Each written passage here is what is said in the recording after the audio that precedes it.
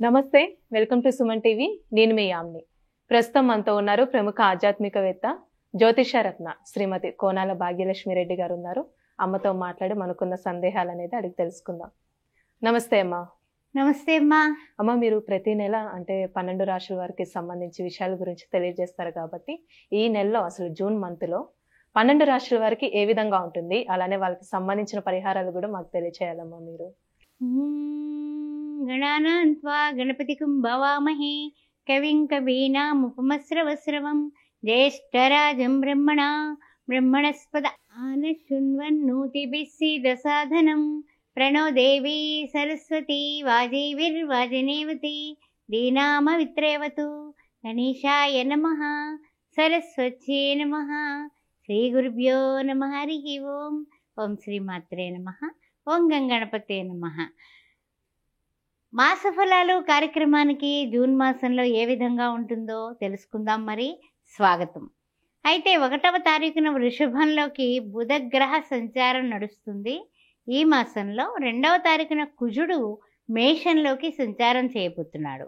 13వ తారీఖున శుక్రుడు మిథున రాశిలోకి, 15వ తారీఖున చూసినట్లయితే రవి మిథునంలోకి కూడా ప్రవేశం చేయబోతున్నారు.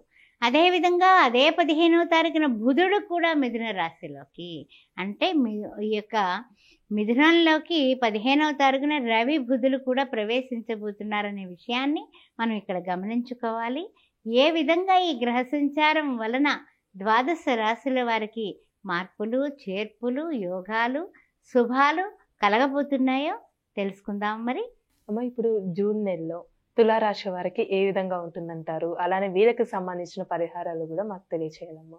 తులారాశి వారికి ఏ విధంగా ఉండబోతుంది జూన్ మాసంలో చూసినట్లయితే కనుక పంచమంలో శని భగవానుడు, షష్టమంలో చూసినట్లయితే చంద్ర, రాహువు, కుజుడు, అదేవిధంగా అష్టమంలో చూసినట్లయితే రవి, గురు, శుక్ర, బుధులు, నవమ, దశమ, ఏకాదశ, ద్వాదశంలో కేతువు.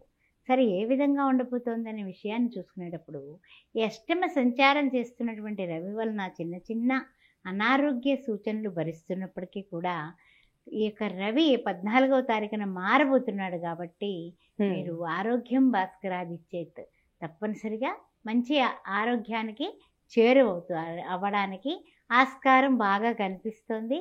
ఈ 14 రోజులు కాస్తంత సూర్య నమస్కారాలు మానకుండా ఉండడం చెప్పతగిన సూచన. తులారాశిలో ఉన్నటువంటి చిత్తా నక్షత్రం 3, 4 పదాలు. ఆ తర్వాత చూసినట్లయితే కనుక స్వాతి నక్షత్రం, విశాఖ, ప్రథమ, ద్వితీయ, తృతీయ. అయితే ముఖ్యమైనటువంటి విశేషమైనటువంటి విషయం చెప్పాలంటే కనుక కొన్ని విషయాలలో మీరు చాలా అందరితోటి అన్నీ షేర్ చేసుకోవడం, తర్వాత బోల్డ్గా ఉండడం, వీటి వల్ల మిమ్మల్ని చూసి కొంచెం అసూయ పడేటటువంటి వాళ్ళు సమాజంలో ఎక్కువ అవుతున్నారు. అయితే తులారాశిలో ఉన్నటువంటి వాళ్ళు మీరు అందరినీ నమ్మేయడం, తర్వాత తెలియనటువంటి విషయాలని మీరు అందరికీ తెలిసేటట్టు చేయడం, అలాగా అసూయ పరులని మీరు కాస్త పెంపొందిస్తున్నారు అనే విషయం తెలుసుకోండి. ముఖ్యంగా వృత్తుల్లో ఉన్నా, ఉద్యోగాల్లో ఉన్నా, వ్యాపారంలో ఉన్నా కూడా పక్కల బల్లంలా కొంతమంది మీకు తయారయ్యారు. ఆ విషయం గుర్తుపెట్టుకోండి.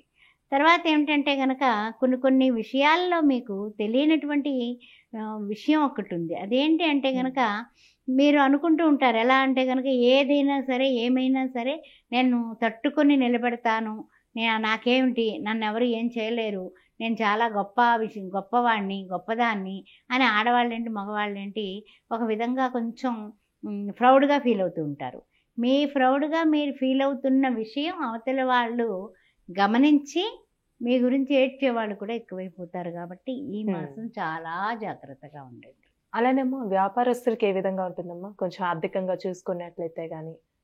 వృత్తి, ఉద్యోగ, వ్యాపారాలందు అవసరానికి సరిపడా తప్ప అత్యున్నతమైనటువంటి ఉత్సాహాలకి మీరు వెళ్ళకండి. ఎందుకంటే కనుక మనకి అంత సోసోగానే ఉంది టైం అని చెప్పొచ్చు. అందుకని కాస్తంత 15వ తారీఖు వరకు కాస్త అన్ని విషయాల్లోని కూడా, జీవిత భాగస్వామి విషయం దగ్గర నుంచి అన్ని విషయాల్లోని కూడా కాస్త ఆచితూచి వ్యవహారం చేయడమే చాలా ఉత్తమమైనటువంటి పని. గుర్తుపెట్టుకోండి. ఆ అనారోగ్య పరిస్థితులకి ఏం పర్వాలేదు అని ట్యాబ్లెట్లు వేసుకోకుండా ఉంటే తర్వాత మరలా దాని నిమిత్తం మనం చెల్లించాల్సిన మూల్యం మనం చెల్లించాలి. అందువల్ల ఆరోగ్యం భాస్కరాది ఇచ్చేది సూర్య నమస్కారాలు మానకండి, చేసుకుంటూనే ఉండండి. అలానే వివాహం విషయానికి వస్తే ఏ విధంగా ఉంటుందమ్మా? సంతానపరంగా చూసుకున్నట్లయితే కానీ తులారాశి వారికి అంటే వీళ్ళకి ఏమవుతుందంటే కనుక ఎప్పుడైతే శుక్రుడు మారాడు, తర్వాత చూస్తే కుజుడు మారుతున్నాడు, ఇలా మార్పు చేర్పుల వల్ల రవి మారడం వల్ల 15వ తారీఖు తర్వాత వీళ్ళకంతా మార్గం అంతా సుగమం అయిపోతుందమ్మా. అందువల్ల అప్పటి వరకునే ఈ యొక్క ఏదైనా సరే కాస్తంత అల్లకొల్లోలాలు, ఈ అసూయలు, ఈ ద్వేషాలు, పగలు అన్నీ కూడా జూన్ 15 తర్వాత వీళ్ళకి అన్ని విధాలా కూడా టర్న్ వెంటనే చూడండి ఇలా మారిపోయింది ఏంటి అంటారు కదా, ఆ విధంగా వీళ్ళ ఆశ్చర్యం కలిగేలాగా అన్ని విషయాలు వీళ్ళకి చెప్పాలంటే కనుక సుగమం అయిపోతుంది మార్గం. దాని వలన ఉద్యోగాల్లో కానీ, వృత్తుల్లో కానీ, వ్యాపారంలో కానీ మళ్ళా కొంచెం టర్నింగ్ పాయింట్స్ వచ్చి కాస్తంత హ్యాపీగా ముందుకు పడతారు. వ్యాపారస్తులు కూడా లాభాల బాటలోకి, నెలాఖరుస్తుల్లోకి పడతారు. ఏమైనా ఆరోగ్య సమస్యలు ఉన్నాయమ్మా వీళ్ళకి 15వ తారీఖు వరకు చిన్న చిన్న అనారోగ్యాలు ఉంటాయమ్మా. జీవిత భాగస్వామితో కూడా డిస్కషన్స్ ఉంటాయి. అవన్నీ కూడా 15వ తారీఖు దాటిన తర్వాత అన్ని విధాలా కూడా మార్పు చేర్పులు బాగుంటాయి. అందువల్ల మీరు తులారాశి వారు 14వ తారీఖు వరకు నిజంగా చెప్పాలంటే కనుక అనారోగ్య సమస్యలు కొంచెం ఎదుర్కొనే విషయం ఉంది. తర్వాత అంతా కూడా బాగుంటుంది. ఎన్ని నిమిషాలైంది వాడు చెప్పలా అమ్మ. ఇప్పుడు కోర్టు సమస్యలు ఉన్న వాళ్ళు ఉంటారమ్మా, జూన్ నెలలో ఏ విధంగా ఉంటుంది వాళ్ళకి అసలు రిజల్ట్ అనేది? కోర్టు సమస్యలు ఉన్న వాళ్ళకి కూడా 50% అమ్మ, 50% బాగుంది. 50% తర్వాత మంచి దానికి వస్తూ ఉంటారు. అయితే ముఖ్యంగా ఏంటంటే కనుక ఈ యొక్క శుక్రుడు, తర్వాత బుధుడు, రవి కూడా మారిన తరువాత అంటే ఏంటంటే వీళ్ళకి తెలియకుండానే వీళ్ళకి అభివృద్ధి అనేది పెరుగుతుంది. పెరగడం వల్ల కూడా మీకు బాగుంటుందని చెప్పొచ్చు. ముఖ్యంగా అష్టమ సంచారం నుంచి నవమ సంచారంలోకి మారగానే వీళ్ళకి అభివృద్ధి బాగుంటుంది. ఇదివరకు పెళ్లి సంబంధం అనుకొని వాళ్ళు సరిగా చెప్పక మన మీద నిందలు నిష్ఠూరాలు వేసిన వాళ్ళు కానీ, ఏదన్నా అమ్మకాల విషయంలో గొడవ పడిన వాళ్ళు కానీ వాళ్ళే వచ్చి మాట్లాడతారు. నెలాఖరుస్తుల్లోకి వాళ్ళే వచ్చి మాట్లాడతారు. ఆ విధంగా కూడా కొన్ని గొడవలు సద్దుమణిగిపోతాయి.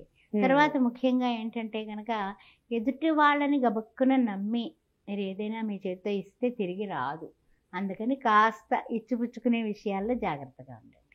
అంటే పరిహారం అంటే ఏం చేసుకుంటే మంచిదమ్మా తులారాశి వారికి సంబంధించి? తులారాశి వారికి చూసినట్లయితే కనుక గురువుని ఆరాధించడం, ఆ గురువు యొక్క శివాయ గురువే నమః అనుకోవడం, దక్షిణామూర్తి స్తోత్రం కానీ, దత్తాత్రేయ స్తోత్రం కానీ ప్రతిరోజు చదువుకోవడం, వినడం, గురువారాలు చేయటం, గురువారాల రోజున అన్నదానం చేయటం, మిఠాయిండులు పంచిపెట్టడం, ఇవి చేస్తూ ఉండండి. అద్భుతమైనటువంటి పరిణామాలు ఉంటాయి. పసుపు రంగు వస్త్రాలు ధరించడం, ఎదుటి వాళ్ళకి పసుపు రంగు వస్త్రాలు ఇవ్వడం, అది చేయండి. చాలా చక్కగా తెలియజేస్తారమ్మా తులారాశి వారికి సంబంధించి. ధన్యవాదాలు మీకు. ఓం శ్రీ మాత్రే నమః. ఆస్ట్రో భాగ్యలక్ష్మి అని ఈ ఛానల్ని సబ్స్క్రైబ్ చేశారా? చేయకపోతే వెంటనే చేయండి. మన వాళ్ళందరికీ కూడా ఈ సోషల్ మాధ్యమాల ద్వారా అందరికీ షేర్ చేయండి. కామెంట్ రూపంలో మీకు ఏమైనా కొత్త విషయాలు కావాలంటే నాకు కామెంట్ రూపంలో పెట్టండి. తప్పనిసరిగా వీడియోలు చేయడం జరుగుతుంది. ఏదైనా జాతకాల గురించి కానీ, పొంతనల గురించి కానీ, ఏమైనా భార్యాభర్తల మధ్య ఏమన్నా తేడాలున్నా, ఏ విషయంలో అయినా సరే జాతకరీత్యా జ్యోతిష శాస్త్రం ద్వారా నాకు తెలిసినవి మీకు తెలియపరచడానికి నేను ఎప్పుడూ సిద్ధంగానే ఉంటాను. అదేవిధంగా సి-సెక్షన్కి ముహూర్తాలు కూడా పెట్టబడతాయి. అదేవిధంగా చూసినట్లయితే 16 సంవత్సరాలు పూర్తయి 17వ సంవత్సరంలోకి అడుగు పెట్టబడుతున్నాం. అందువల్ల మీ బంధుమిత్రుల్లో కానీ, మీ ఇంట్లో కానీ పెళ్లి కాని అబ్బాయిలు అమ్మాయిలు ఉంటే శ్రీ సౌభాగ్య మ్యారేజ్ బ్యూరో ద్వారా సర్వీస్ ఇస్తాం. హిందువులైతే చాలు, మీరు ఎవరైనా సరే అబ్బాయిలు కానీ అమ్మాయిలు కానీ 9866044439కి పంపించవచ్చు. ఓం శ్రీ మాత్రే నమః.